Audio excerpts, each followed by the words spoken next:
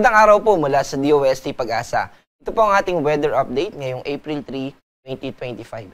Sa lukuyan po na nakakaapekto yung northeasterly wind flow o yung hangin na galing sa northeast para po itong amihan pero mas weaker po when it comes to yung difference sila sa temperature.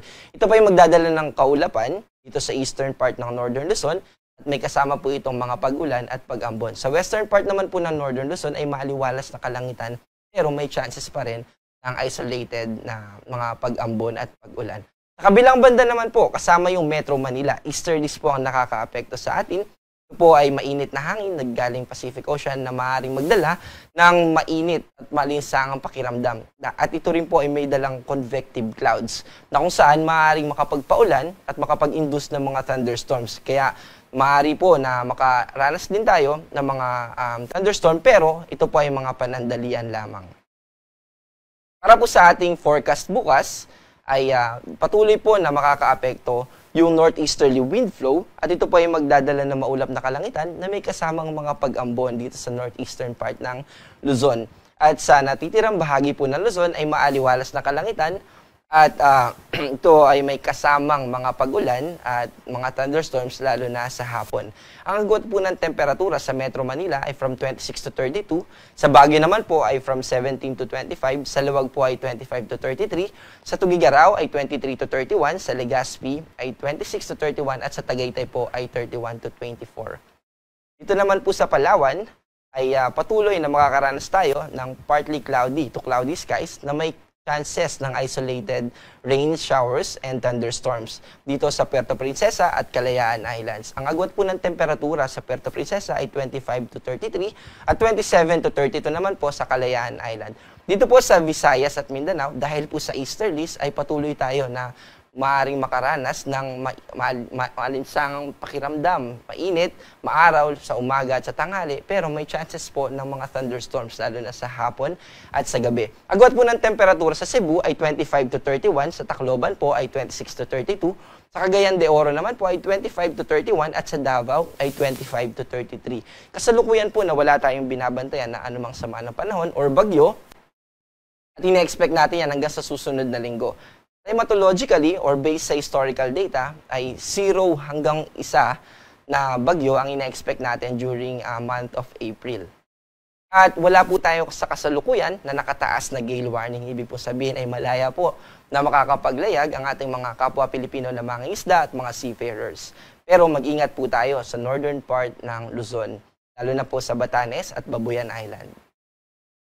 Para po sa ating 3-day weather outlook or yung inaasahan nating panahon simula Saturday sa weekends hanggang sa Monday, April 5 to April 7, sa Metro Manila po at sa Baguio ay patuloy tayong makakaranas ng partly cloudy to cloudy skies na may chances ng isolated rain showers at thunderstorm. Pero dito po sa Legazpi, dahil sa easterlies, ay maaari po tayong makaranas ng mga maulap na kalangitan na may kasamang mga pag-ulan at thunderstorms. Sabado po yan. At sa Sunday at saka sa Monday ay patuloy na po na makakaranas tayo ng partly cloudy to cloudy skies. Sa Metro Cebu po, sa Iloilo City at sa Tacloban City ay patuloy tayong makakaranas ng partly cloudy to cloudy skies, malinsangan sa umaga at sa tanghali, pero may possibility pa rin o chances ng mga isolated rain showers at thunderstorms. Dito naman po sa Mindanao, sa Metro Davao to be specific, sa Saturday at sa Sunday, dahil sa maaaring propagation ng ITZZ, ay magdadala po yan na maulap na kalangitan at kaya pinag-iingat po natin yung ating mga kababayan sa Metro Davao, sa Saturday at sa Sunday, maaari po silang makaranas na maulap na kalangitan na may kasamang mga pag-ulan, pagkidlat at pagkulog. Yung patuloy na pag-ulan or mga thunderstorm activity dyan na maaaring makapag-trigger ng mga pagbaha o landslide ay inaabisuhan po natin sila na maging mapagbantay, lalo na doon sa mga flood-prone areas. Pero sa Monday po ay manunumbalik yung partly cloudy to cloudy skies sa Metro Davao. Sa Cagayan de Oro po at sa Zamboanga City ay sa combined effects po nung easterlies at nung ITCC, yung propagation niya upward, ay makakaranas po tayo dito ng partly cloudy to cloudy skies. So, malinsangan at patuloy po na dadami yung lugar sa ating bansa na tataas yung heat index. Sa pag-alis po nung easterly wind flow ay patuloy na makakaranas tayo sa mga susunod na araw at linggo ng matataas na values ng heat index. Also, siguro maganda rin po na i-explain natin ano ba yung role ng relative humidity sa heat index. Kapag po mataas yung temperatura, ay yung katawan po natin ay nagpapawis para ma-release yung heat at makapag-adjust po tayo. Pero kapag humid po, yung pawis po natin ay hindi agad mag-evaporate at mag-accumulate yan, tagaktak na yung pawis at mahihirapan po tayo na makapag-adjust yung katawan natin.